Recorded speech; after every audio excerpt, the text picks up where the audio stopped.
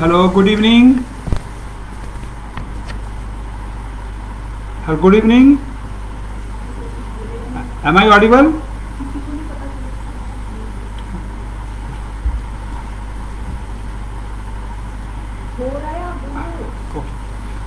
Good evening all, and thank you very much for coming to this web meeting, and we are going to discuss this Ayush decoction for immunity boosting. As all of you know that there is a ministry in the central government, Ministry of Ayush, Ministry of Traditional Medicine. I think India is one country in the world where this ministry has been established for traditional medicine. So in the wake of this outbreak of COVID-19, when the first case was detected in India, the COVID-19 case in January, at that point of time the Ministry of Ayush issued certain public advisories, public healthcare advisories, and in that advisory one of the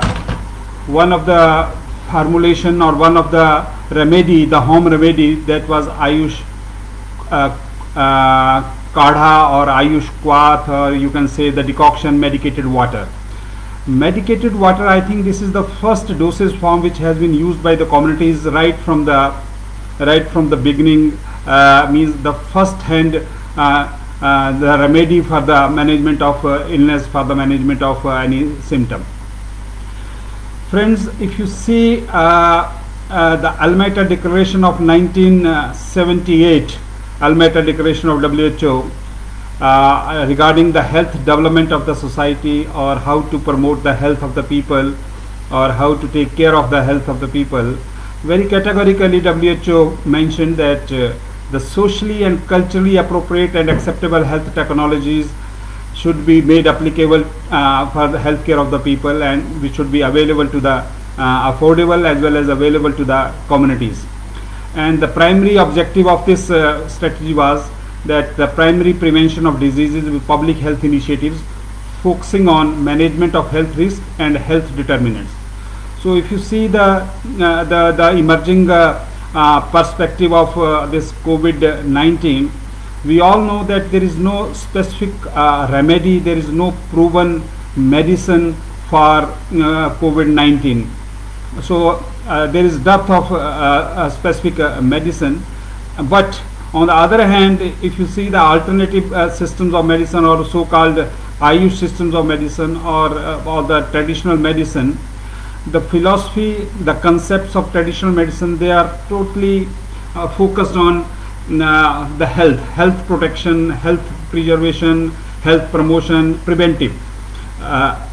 So for the purpose of prevention of the illness, for the purpose of health promotion, for immunity boosting, there are many measures which have been advocated in the traditional medicines.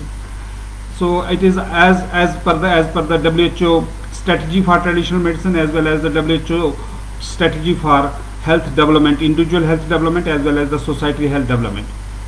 If you see the Ayurveda perspective for holistic living, how we can live healthy, and what are the wholesome concepts of healthy living, the focus is mainly on, means the Agni of the body system, means the metabolic fire, or you can say the metabolic functions that should remain normal, that should be kept normal and in a balanced equilibrium. And apart from that, there must be proper nourishment of the tissues, means the tissue nutrition, as we in Ayurveda we call it that dhatu poshan. And secondly, this happens only if the channels are clear. If the channels integrity is optimal, only then this can happen. So Agni means the metabolic fire or the metabolic functions, and secondly the channels, the metabolic transformation, and third is proper nutrition of the tissue. These are the three pillars for healthy living. And if you see the essential components of the lifestyle, when we talk about lifestyle, there are so many aspects of lifestyle, but in traditional medicine or in our Ayurveda, the focus is on four components. That means your food, your conduct, your behavior, your thinking, means the mental status or the emotional status. So ahar, achar, vihar, vichar. Now if you see the primordial factors for illness and poor quality of life, so basically there are three factors. One, the erratic food habits, which in Ayurveda we can say mithya ahar, means unwholesome food. Unwholesome food means the food which is not compatible to the body constitution, which is not compatible to the body system. Then similarly the behavior or the routine right from getting up in the morning and going to bed, so that is, if it is not proper, then it is mithya vihar, erratic lifestyle or stressful living. And then there are certain other things like drug abuse or this consumption of alcohol, tobacco, means in excess, definitely. So that in Ayurveda we call it as a garvish. When we continuously or in excess you use these kinds of substances, the internal system or the internal environment, or you can say the milieu interior, that gets disrupted. Now these three things. Now if you see the philosophy of the causation of the disease, Ayurveda believes that there are two factors for causation of the disease, and one, the external factors and intrinsic factors. Extrinsic factors and the intrinsic factors. Now in case of COVID, it is definite that the extrinsic factor, that is virus, that is the predominant factor. So when this virus enters into the body system, is when infection happens. Now after that infection, what happens in the body system? It varies from individual to individual. Now depending upon the quality of the field of the individual, means quality of internal environment of the body system of an individual, if the virus gets a suitable environment means for its multiplication, then the disease process starts, otherwise not. So if you see the 6 stages of disease genesis and the progression of the disease, as per Ayurveda, there are very categorically they have mentioned the 6 stages. The first is stage of accumulation, means when there is entry of the virus into the body system, we in Ayurveda we call it as sanchay. Now the sanchay itself is not sufficient to cause the disease. Until this sanchay, it further develops into proliferation, means the starting of the multiplication of those factors, means like this virus. So that is called as prakopa, sanchay prakop. Then the stage of dissemination and the multiplication. This is the third stage of the disease, means the disease process, that is multiplication and dissemination, or you can say the generalization, means it affects the whole body, the whole constitution is gets affected, and then ultimately that virus, it gets localized in some organ, in some tissue. Similarly, means the other things are other morbid complex in other diseases, wherever it gets localized, then the clinical manifestation happens. Now this is the 5th stage. According to Ayurveda, the clinical stage of the disease, that is the 5th stage of the disease process. Now the first 4 stages, these are preventable, these can be checked, these can be curbed. So the concept behind advocating this Ayush Kwath, that is one of the concept that if we preserve our health integrity, if we preserve or protect our health equilibrium, or if we preserve our immunity, or if we enhance our immunity, we can we can prevent the progression of these stages from Sanchit to Prakop, from Prakop to Prasar, and from Prasar to manifestation, that is the Vyaktavastha. And then once the disease is manifested, and after that if the proper care is not taken, or if the medication fails, then the patient that may enters into stage of complications. So means in a sequential manner, the subsequent stage, it can be prevented. It can be this tendency to progress to the next stage, that can be curbed. But it all depends upon what kind of milieu interior we have, what is the integrity of that environment, and if it is strong, if it is stable, then the virus fails, and the internal system it wins, and then the disease will not happen. Now in this context, if you see, on 28th January, Ministry of Ayush, they issued certain public health advisories, and in those public health advisories we suggested certain home remedies, certain practices which you can do at home, like yoga, some decoctions, the turmeric with milk, or I think. So in that all those formulations, in all those advisories, the one formulation was this Ayush Quath. Quath means the decoction, or the hot infusion, means by dipping certain herbs in hot water, and we keep it for some time, and then that water is filtered, and that medicated water is taken, consumed. So that Quath, so we name it as Ayush Quath. Why? Because since it was advocated, it was promoted, it was suggested or recommended by the Ministry of Ayush, so we kept it Ayush decoction.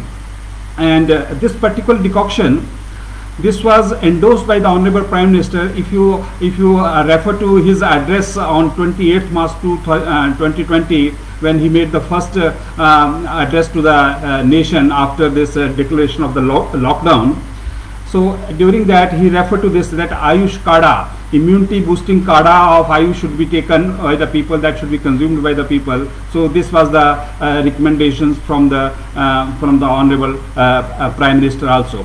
And again on 14th April 2020, means on the Constitution Day, when he again addressed the nation, so there he recommended certain seven steps how to take care during the COVID-19. So one of the steps was, again he referred to that this immunity boosting, and there was only one ministry which was referred in these steps, that was Ministry of Ayush, that immunity boosting measures as suggested or as advocated by the Ministry of Ayush, those need to be promoted, and those needs to be adopted by the people if they want to take care of themselves from this COVID-19. Thereafter, means immediately within 14 to 15 days, what we did, that Ayush, Quath, that Ayush decoction, that was standardized.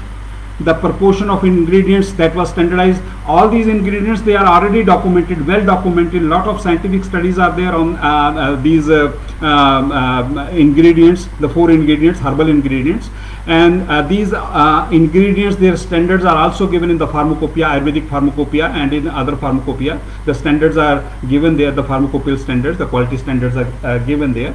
So initially it was for the public, means to make this decoction at home, and they can use as a home remedy. But later on, the government decided that why not, because the people, they always want the ready-made material, the ready-made edibles, ready-made medicines.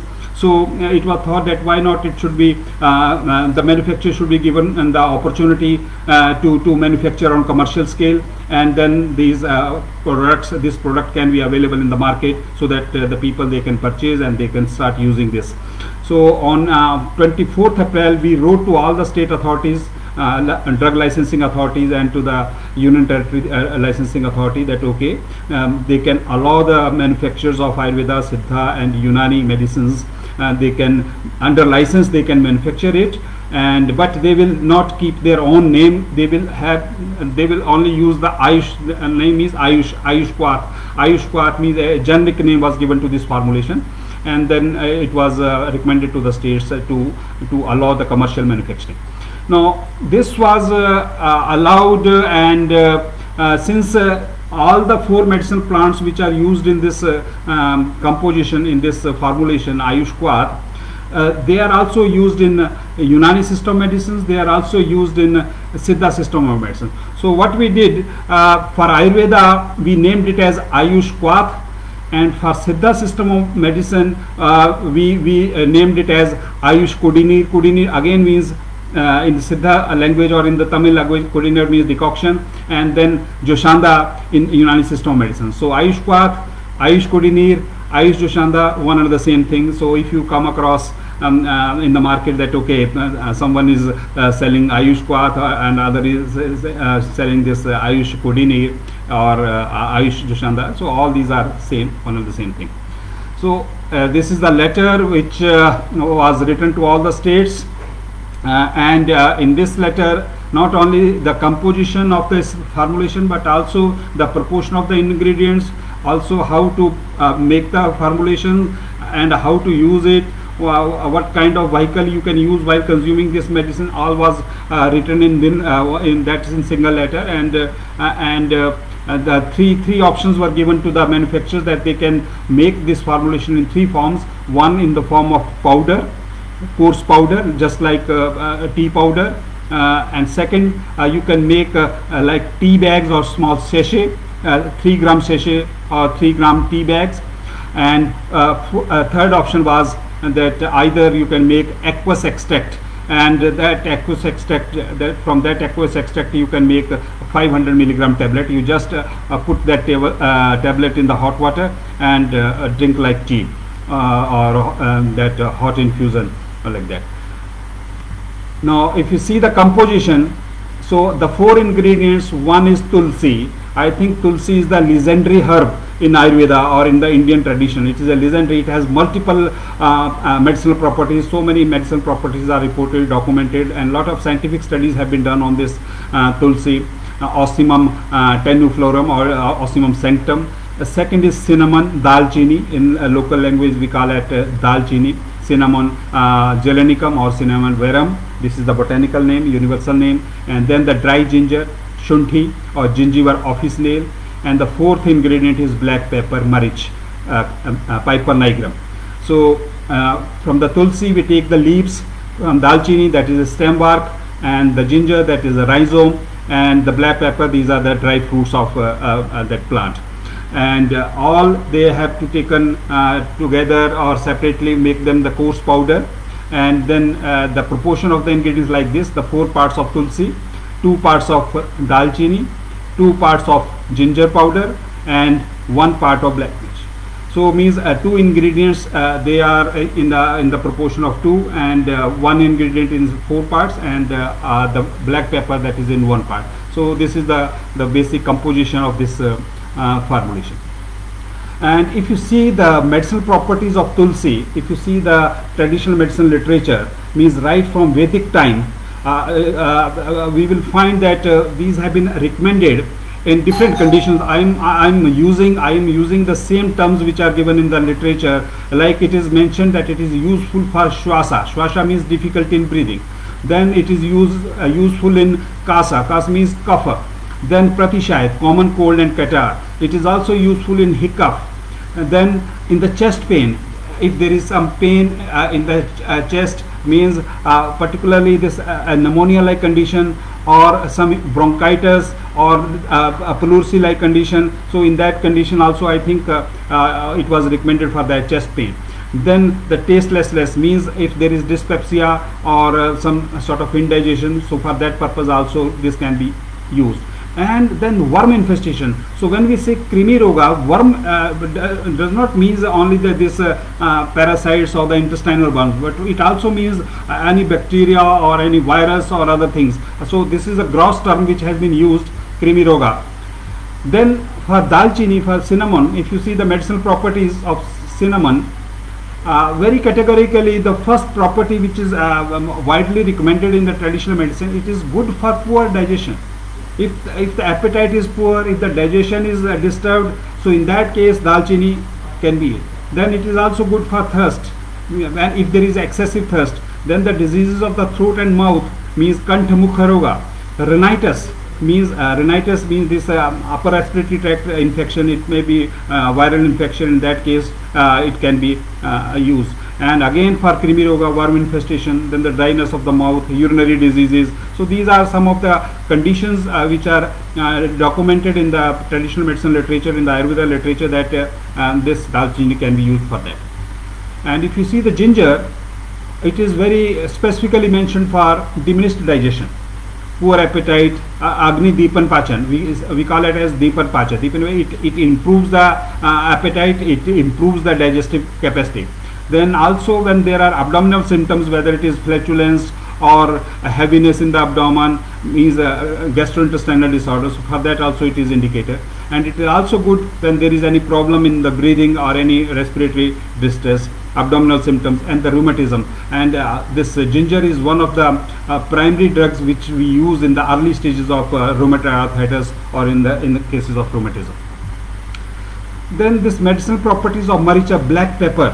Black pepper, I think this is a wonderful drug, and it is bioenhancer. If you see the scientific studies on this, it is found to be bioenhancer. It contains piperine, and piperine is a proven bioenhancer. It enhances the bioequivalence of the different drugs which are taken concomitantly, and that is why in most of the Ayurvedic formulation, this pepper and ginger, these two ingredients are always there, because they help in improving the bioavailability of the other ingredients. So for pepper, it is mentioned in the traditional medicine literature that it reduces or it suppresses the kapha dosha. Kapha means that phlegm. So for that, whenever there is blockage in the channels, in the respiratory channels, for that it is good. Because of that blockage, when there is difficulty in the breathing, then for that also it is indicated. And then the colicky pain, abdominal pain, and mainly this colicky abdominal pain, again due to indigestion. Then the worm infestation, that is another indication which is mentioned in the literature. And then deepna means it improves digestion and the metabolism. So but if you see the scientific literature, the lot of work has been done on these plants. And the key pharmacological properties, if you see, for the basil, it is mentioned as it is proven antipyretic, antioxidant, antimicrobial, anti-cancer, anti-fibrotic, anticoagulant, hepatoprotective, genoprotective, insulin secretory. It improves the secretion of insulin, and it is also nootropic and ameliorative. It improves the functions of the liver. And for the cinnamon, antioxidant, antimicrobial, fibrinolytic, antidiabetic. For ginger, antioxidant, immunomodulatory, anti-inflammatory, anti-hyperglycemic, bioenhancer. It improves the fat metabolism. It also helps in the segregation of the platelets, so anti-platelet aggregation. It is very good blood thinner. That is why it is recommended in ischemic heart disease in Ayurveda that the continuous use of this ginger, and even for the dyslipidemia, that is why this in fat metabolism is also it is recommended. And for black pepper, again it is proven antioxidant, anti-inflammatory, anti-nociceptive, antimicrobial, and bioenhancer. And if you see all the four herbs, the scientific the evidence is that all are antioxidant. All are antioxidant, and most of them they are anti-inflammatory, and they are also antimicrobial. And tulsi is also proven as, this basil is also proven as antiviral. Some studies are there that it is antiviral also. So due to these pharmacological property, I think when the ministry decided with the help of our research councils, which decided that this combination could be the best one for this immunoprotection and for health protection, as well as for enhancing the immunity of them. Now, how to prepare this formulation at home? Simply take all the ingredients of standard quality, good quality material you can purchase. Mostly, I think, except tulsi, other things there are available in the home kitchen. And the tulsi leaves, I think tulsi is also grown in our gardens in the pots. So just take the leaves, dry them, So clean them, wash them, dry them, all the ingredients separately, then make a coarse powder, not a fine powder, coarse powder, and then filter. Means in the manufacturing premises it is filtered through 710 micrometer ICC, but at home whatever sieve you have, then you can filter it, and then mix all the powders to make a homogeneous mixture. So that is so that preparation is ready, and then you can keep it in the container, airtight container. Better to keep in the glass container, not in the plastic container, and protected from light and moisture, because since it is a plant material, so there are, if the moisture is there, so sometimes this there are chances of contamination, particularly the fungus contamination and the aflatoxins, they may develop in that. So better to keep it dry, keep it in a tight airtight container, glass container, and away from the light. And the dose is very simple, just 3/4 of the teaspoon, means 3 gram once or twice a day. So the hot temperament individuals, means those who are very means those who are intolerant to heat, or who are much comfortable in cold season, so it is better for them to take once a day. But other people, they can take twice a day if it is tolerant to them. It is a very soft medicine otherwise. Secondly, it is not recommended for therapeutic purpose. It is mentioned for nutritional purpose or for improving the health status. So 3 gram dose, and we have also not recommended to make the formulation or make this drink by boiling it. Not boiling, it is simply to put in the hot water. So add 3 gram powder of Ayushkwath churna, that powder, approximately in 1 gram of water, boiled water, 150, and keep it for 5 minutes, and then filter it, and you can take it, consume it. And how to consume? Either you can take it as such, just like herbal tea or the normal tea, but you can also add jaggery. You can also add means those who have the tendency of some gastritis or some irritation, then they can add this jaggery or the black raisins, munakka, if we call, or for having a different taste, you can also add this lemon juice, or you can add some other thing also, like this stevia or any sweetener or other thing. But these are the main substances which are recommended in our Ayurveda literature, that jaggery, black raisins, or this lemon juice that can be added. And if you see the uses of the this formulation, means it is very good for this poor appetite, because most of the people they have poor appetite. They simply take the food because the time of food is there. It is a lunch time, so one has to take, whether they are feeling appetite or not, even then they. So for the poor appetite, for improving the digestion, this is very good. For common cold, catarrh like symptoms, flu like symptoms, cough, sore throat, so for all these conditions it can be used. And basically for this COVID-19 outbreak, we have suggested that the public should use it for health promotion and for immunity boosting. Now friends, the conventional model of healthcare, it is focused on disease. I mean, the patient comes to the doctor, or the patient himself, he screens himself, means then the diagnosis is made, and then the treatment is given. And treatment is always in the form of some pill or capsule or some remedy. So this is the conventional model of healthcare. But if you see the Ayurveda model of healthcare, it is focused on health. So health-centric approach is there. Means promote the internal environment, prevent the disease, sustain the internal environment. So that is, these are the 3 attributes of Ayurveda-based healthcare. So to create an enabling environment in the body system so that the disease is prevented. So prevention, that is the main focus. So this concept of preventive, promotive, and personalized healthcare, I think that is the basis of Ayurveda-based healthcare. Now this is the last slide. Now it is up to you to decide whether you want the floor moppers or you want the tap turners. So our approach is based on this tap turners, means close down or stop the running water, not again and again mop the floor with this broom. Thank you very much. So this was a